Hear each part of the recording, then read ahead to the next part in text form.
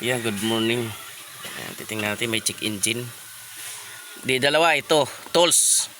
Yung tools no, Oo. kasama. Titingnan natin.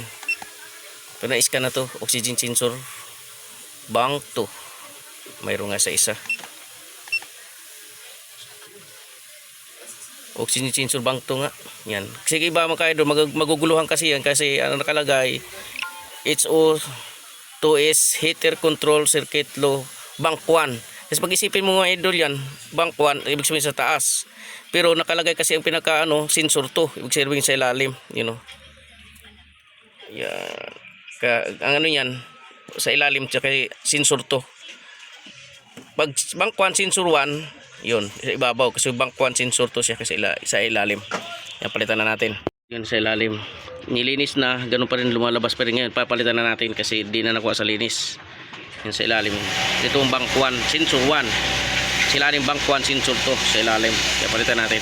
Issue niya mga idol na nag-check engine, may issue pa siyang kumakadyot. Yan, bubuksan natin tong coil niya. Titingnan natin kung ma-repair natin.